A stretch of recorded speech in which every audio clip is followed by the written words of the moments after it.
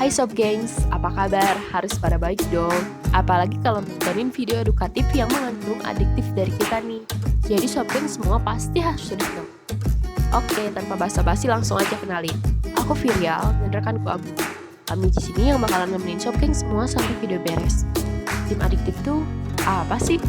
Pasti Sob Gengs semua pada penasaran kan? Kan? Well, tim adiktif adalah tim peranakan dari kanal YouTube Kemapsi Baraya. Sebelumnya kita bahas singkat apa itu Kemapsi Baraya. Kemapsi Baraya adalah singkatan dari Keluarga Mahasiswa Psikologi Bandung Raya.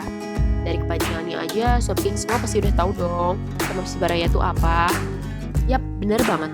Kemapsi Baraya adalah wadah atau organisasi bagi mahasiswa aktif psikologi di area Bandung Raya. Lalu si adiktif ini kedepannya bakal ngapain aja nih? Sama kayak tim lainnya. Kehadiran tim adiktif di sini adalah untuk memberikan informasi mengenai pengetahuan umum yang penting dan menarik untuk dibahas. Tenang Sob Gengs, bahasan kita gak terpaku sama psikologi melulu kok. Seperti di video kali ini, yang bakalan kita bahas adalah magic mushroom. Apa sih magic mushroom tuh? Jamur yang memiliki kekuatan gaib. Jamur yang bisa bikin kita lintas dunia lain. Atau apa? Daripada penasaran, yuk kita bahas bareng. Oke gengs, magic mushroom. Jadi, magic mushroom adalah jenis dari jamur liar yang mengandung psilocybin, yaitu senyawa psikoaktif dan halusinogen yang terjadi secara alami. Jadi bukan jamur gaib ya Sob Gengs. Oh iya, tahu nggak sih kalau psilocybin juga memiliki potensi penyalahgunaan yang tinggi loh, dan saat ini tidak menerima penggunaan medis. Pada awalnya, jamur ini digunakan sebagai sumber inspirasi kesenian, pertemuan agama, maupun ritual keagamaan dan penyembuhan dari zaman pre-Columbia hingga saat ini. Wah, menarik ya. Orang-orang biasanya mengkonsumsi magic mushroom ini dalam keadaan segar atau dimakan langsung. Kadang juga dicampur dengan teh atau minuman lainnya. Atau dikonsumsi dalam bentuk kering seperti merokok dan dicampur dengan tembakau.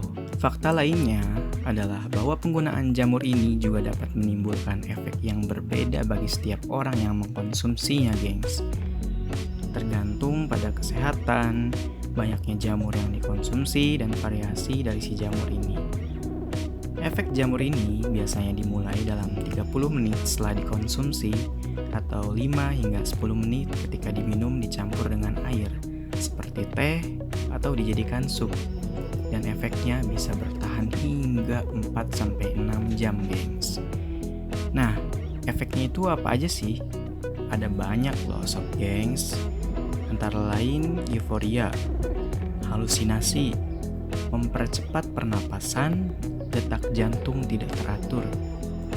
Bisa juga menimbulkan sakit kepala, berbicara tak tentu arah, meningkatkan suhu tubuh, dan masih banyak efek negatif lainnya. Dan efek yang paling sering terlihat yaitu halusinasi. Jadi halusinasi bukan cuma disebabkan oleh patah hati ya Sob Gengs. Oke, jika dikonsumsi dalam jumlah yang wajar, magic mushroom cenderung bersifat positif loh, yaitu dapat menjadikan pikiran lebih kreatif dan filosofis. Ide mudah mengalir, hal-hal atau tugas yang membosankan menjadi lebih menyenangkan. Walah, tapi tetap ya, ini tidak disarankan untuk dikonsumsi Sob Gengs. Nah gengs, ada juga nih fakta-fakta yang penting dari magic mushroom supaya kita bisa semakin lebih hati-hati dengan jamur yang satu ini. Antara lain, 1. Jika dikonsumsi dalam jumlah yang berlebihan, orang yang mengonsumsi mungkin mengalami agitasi atau gangguan jiwa yang berbentuk kemarahan dan kegelisahan, lalu muntah, diare, hilangnya kontrol otot, paranoia, bahkan lebih parah lagi nih, bisa menyebabkan koma loh Sob Gengs. Kalau yang ini sih parah ya. 2. Menurut pakar kimia farmasi Badan Narkotika Nasional atau BNN, Kombes Muftirusin, magic mushroom atau jamur ajaib ini termasuk di dalam zat aktif bernama psilocybina. Zat itu masuk ke dalam narkotika jenis alamiah atau yang berbahan dasar tumbuh-tumbuhan alami. Jadi harus hati-hati loh ya dengan ini. 3. dalam hal legalitas di Indonesia. Badan Narkotika Nasional atau BNN memiliki pendapat yang berlainan dengan pendapat PBB melalui INCB atau International Narcotics Control Board maupun Komisi Kesehatan Uni Eropa. INCB yang menggolongkan magic mushroom ini ke dalam benda atau bahan psikotropika. Di Indonesia, magic mushroom digolongkan ke dalam zat adiktif bersama dengan alkohol, rokok, dan obat-obatan yang menyebabkan kecanduan. Walaupun terjadi perbedaan persepsi tersebut, yang pasti jamur ini harus tetap dihindari ya sob. Penyalahgunaannya tetap mempunyai efek psikotropik dan tidak baik untuk tubuh kita. 4. Zat aktif psilocybina tersebut ternyata termasuk dalam daftar narkotika golongan 1, sebagaimana tertuang dalam lampiran Undang-Undang Nomor 35 Tahun 2009 tentang narkotika. Wah, jangan coba-coba konsumsi deh, udah ada UU-nya nih. 5. Andrew Peterson, seorang asisten profesor dari Institute for Philosophy and Public Policy dari George Mason University, dan rekannya ahli saraf Enzo Takeyazaki, mereka dapat menguji nilai terapi psilocybin dan mempelajari kesadaran. Salah satu yang menjadi kekhawatiran adalah paradoks kesadaran diri. Biarpun tujuan akhirnya adalah mengembalikan kesadaran, bagaimana kalau nantinya justru membuat pasien semakin sadar dengan keadaan mereka, cedera mereka, kualitas hidup mereka, dan justru menyebabkan rasa sakit, jismaniah, dan emosional. Wah, ini malah gak baik buat kondisi fisik dan psikisnya si pasien ya, gengs. Nah, terus sob gengs pasti penasaran dong, gimana nih caranya bedain magic mushroom sama jamur biasa? Oke gengs, jadi jamur yang mengandung psilocybin terlihat seperti jamur kering biasa dengan batang panjang dan ramping yang berwarna abu-abu keputihan, dan bagian atas coklat tua dengan coklat muda atau putih di tengahnya. Sementara jamur biasa berwarna coklat berkarat dengan area sedikit berwarna putih pudar. Tapi sebentar dulu gengs, ada beberapa ilmuwan yang sudah melakukan penelitian terkait jamur ini, dan hasilnya tak seluruhnya buruk kok gengs. Di antaranya di tahun 2018 lalu, dalam sebuah artikel yang dipublikasikan dalam jurnal Neuropharmacology edisi Oktober, 4 peneliti Matthew Johnson, Roland Griffith, Peter Hendrick, dan Jack Henningfield mengusulkan bahwa sudah saatnya Food and Drug Administration mengubah klasifikasi magic mushroom dari Schedule 1 menjadi Schedule 4 gengs. Nah, artinya gimana? Dengan demikian, para peneliti ini menganggap magic mushroom berpotensi rendah untuk disalahgunakan dan tak bikin ketagihan gengs. Jika permintaan para peneliti dituruti, dokter-dokter di Amerika Serikat disusul negara lain bisa mulai meresepkan magic mushroom untuk pasien depresi pada kondisi-kondisi tertentu, gengs.